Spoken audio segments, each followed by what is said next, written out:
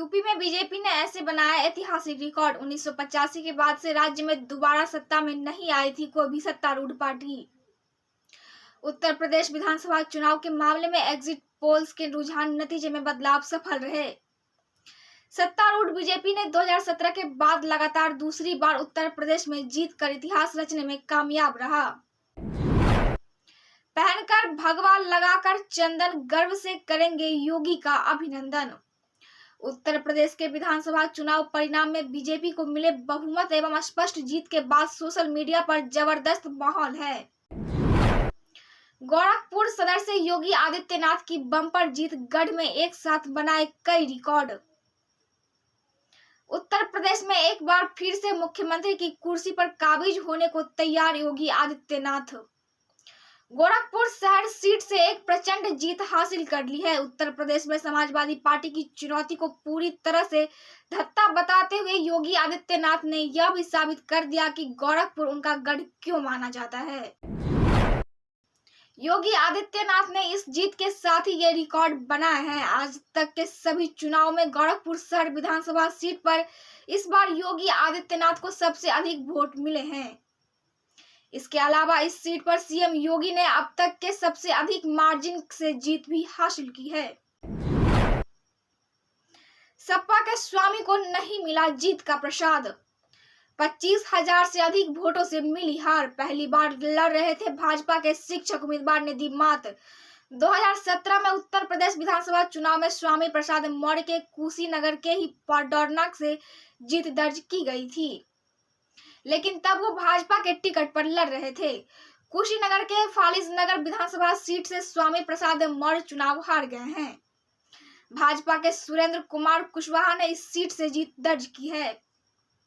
वो पेशे से शिक्षक रहे हैं। यहाँ से सुरेंद्र कुशवाहा को 50,214 यानी 53.4% वोट प्राप्त हुए, जबकि सपा के स्वामी प्रसाद मौर्य 23,825 यानी 25.33% वोटों पर अटक गई। इस तरह उनकी हार का अंतर 26,000 से भी ज्यादा रहा।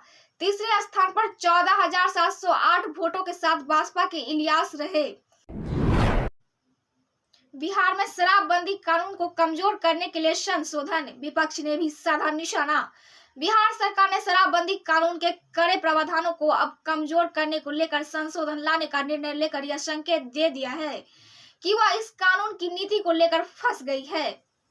बिहार के मुख्यमंत्री नीतीश कुमार भले ही शराबबंदी को लेकर समाज सुधार अभियान यात्रा पर हैं, लेकिन विपक्ष के साथ सत्ता पक्ष भी शराबबंदी कानून के कार्यान्वयन को लेकर सवाल उठा रहे हैं। बिहार में जहरीली शराब पीने से पिछले कुछ महीनों में 60 से अधिक मौतों के बाद विपक्ष ने शराबबंदी कानून को लेकर तेवर गर्म कर लिए थे, जबकि इस कानून को लेकर सर्वोच्च न्यायालय द्वारा भी टिप्पणी की गई। नीतीश सरकार द्वारा अब कानून में संशोधन को इसी से जोड़कर देखा जा रहा है। कहा जा रहा है कि नीतीश कुमार सरकार इसी कारण हड़बड़ी में संशोधन का निर्णय लिया है। इसके तहत शराबबंदी कानून संशोधन के प्रस्ताव को कैबिनेट में भी पास कर दिया गया है। भाजपा विधायक के सदन में उठाया संविदा कर्मचारियों का मामला। पटना 10 मार्च बिहार विधानसभा के पंचम सत्र शून्यकाल प्रश्नोत्तर के दौरान केवटी भाजपा विधायक डॉक्टर मुरारी मोहन झा ने गुरुवार को पूरे बिहार में संविदा पर जो कर्मचारी कई वर्षों से नियमित कार्य के रूप में उपस्थित है, इन सभी कर्मचारियों को नियमितीकरण के साथ साथ मानदेय जल्द से जल्द दिया जाए का मुद्दा उठाया। विधायक मुरारी मोहन झा ने कहा कि दरभंगा जिला अंतर्गत बहादुरपुर विधानसभा के हनुमान नगर प्रखंड में ग्राम संतपुर में माध्यमिक विद्यालय तारालाही संतपुर के परिसर में अनुपयोगी भूमि पर प्राथमिक उप स्वास्थ्य केंद्र का निर्माण होना जनमानस के हितों के लिए आवश्यक है। इसके लिए सदन में माध्यम से सरकार का ध्यान आकृष्ट करवाया। साथ ही लोक स्वास्थ्य प्रमंडल दरभंगा के अधीन संवेदक द्वारा अक्टूबर 2020 में कार्य को पूर्ण रूप से संपन्न किया गया, जिसके द्वारा नियमित रूप से पेयजल की आपूर्ति की जा रही है। बिहार में बाइक की आमने सामने टक्कर में 2 भाइयों की हुई मौत, 2 की हालत गंभीर। इस वक्त की बड़ी खबर बिहार के रोहतास से आ रही है, जहां स्टेट हाईवे पर 2 बाइक के सामने सामने की टक्कर हो गई है। टक्कर इतनी तेज थी कि इस घटना में 2 सगे भाइयों की मौत हो गई है, जबकि 2 अन्य युवक गंभीर रूप से घायल हो गए हैं।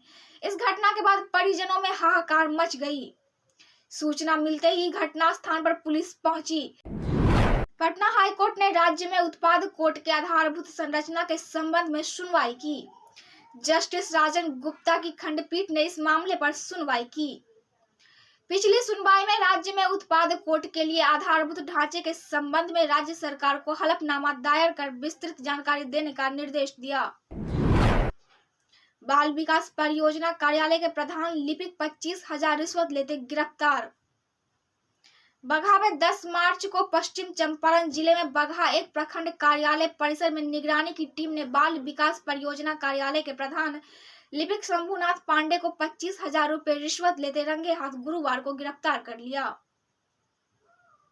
प्रधान सहायक शंभुनाथ पांडे बगहा एक प्रखंड के डमुरिया निवासी रजनीश गिरी से उनकी पत्नी सेविका केंद्र संख्या 292 शांति कुमारी के खाता खुलवाने के नाम पर रिश्वत ले रहे थे। तभी मौके पर मौजूदा पटना से आए डीएसपी अरुण पासवान के नेतृत्व में निगरानी की टीम ने रिश्वत लेते रंगे हाथ गिरफ्तार कर लिया। बिहार में बैंक से दिन दहाड़े 30 लाख की लूट। जानिए कितने अपराधियों ने मिलकर दी इस घटना को अंजाम। अपराधी ने एक बार बैंक को अपना निशाना बनाया है। बिहार में खगड़िया में अपराधियों ने बंधक बैंक से 30 लाख रुपए लूटकर फरार हो गए। खगड़िया शहर के बीचों बीच स्थित नगर थाना क्षेत्र के एमजी रोड में बंधन बैंक की शाखा पर धावा बोलते हुए हथियार बंद अपराधियों ने 30 लाख रुपए लूट लिए और लूटपाट की घटना को अंजाम देने के बाद आराम से चलते बने। यूक्रेन पर केमिकल अटैक कर सकता है रूस। अमेरिका ने दी चेतावनी। अमेरिका ने यूक्रेन में रूसी केमिकल अटैक को लेकर चेतावनी दी है। व्हाइट हाउस में कहा कि रूस यूक्रेन में रासायनिक या जैविक हथियार हमले की योजना बना सकता है और हम सभी को सतर्क रहना चाहिए। भारत में कोविड-19 के मामलों में तेजी से गिरावट हो रही है। नए मामले भी कम हो रहे हैं, वहीं सक्रिय यानी एक्टिव मामलों की संख्या में भी कमी दर्ज की गई है। केंद्रीय स्वास्थ्य एवं परिवार कल्याण मंत्री द्वारा जारी आंकड़े के मुताबिक पिछले 24 घंटे के दौरान देश में 4,575 मामले सामने आए हैं, जबकि सक्रिय मामलों की दर 0.10% रह गई है, जबकि रिकवरी दर 98.7% तक पहुंच चुकी है। पिछले 24 घंटे में 16 लोगों की जान गई है, जबकि 6,554 लोग इस बीमारी से ठीक हुए हैं। केवटी दरभंगा जयनगर NH 527B पर कोयला स्थान के पास सड़क दुर्घटना में एक बाइक सवार की मौत हो गई। मृतक केवटी थाना क्षेत्र के दरमा गांव निवासी कैलाश यादव का पुत्र सनोज यादव बताया गया है। घटना के संबंध में बताया गया है कि रात करीब 11 बजे वह अपने ससुराल जा रहा था। इसी क्रम में किसी अज्ञात वाहन ने उसे ठोकर मार दी। आसपास के लोगों ने इसकी सूचना पुलिस को दी। सूचना मिलते ही स्थानीय पुलिस ने घटना स्थल पर पहुंचकर स्थिति का जायजा लिया तथा मृतक के पास से मिले कागजात के आधार पर शव की शिनाख्त की। दरभंगा आदर्श मध्य विद्यालय लहरियासराय में गुरुवार को मीना मंच के तत्वाधान में सावित्रीबाई फुले का स्मृति दिवस मनाया गया। प्रधानाध्यापक संजीव कुमार मिश्रा ने कहा कि देश की पहली महिला अध्यापिका एवं नारी मुक्ति आंदोलन की प्रेरणा महान समाज सेविका सावित्रीबाई फुले थी।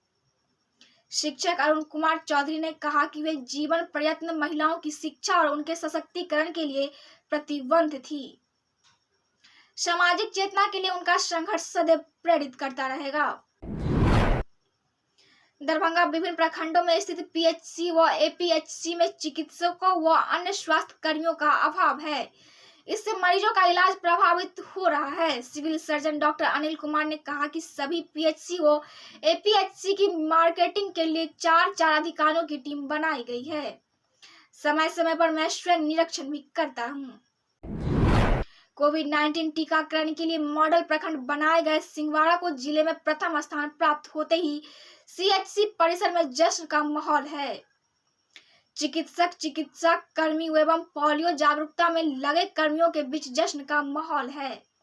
कोविड-19 टीकाकरण के दौरान उत्कृष्ट कार्यों के लिए एक दूसरे को बधाई दे रहे हैं।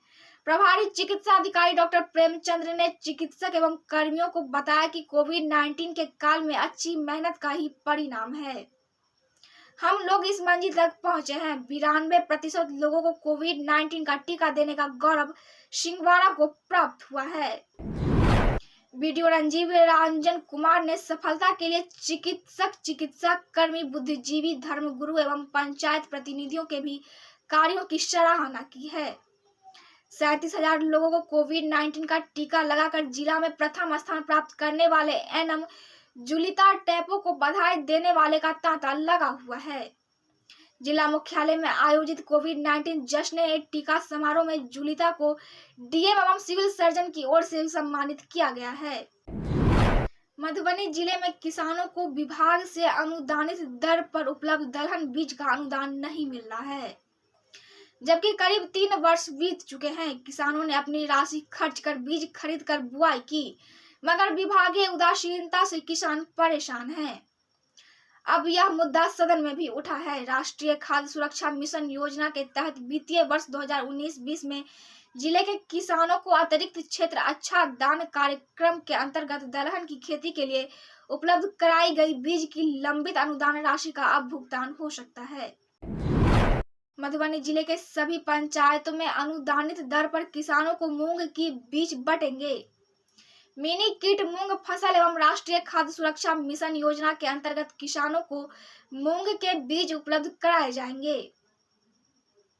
जिले के कुल 21 प्रखंडों के 399 पंचायतों में करीब 99 किलोग्राम प्रति पंचायत की दर से मूंग के बीज का आवंटन किया गया है।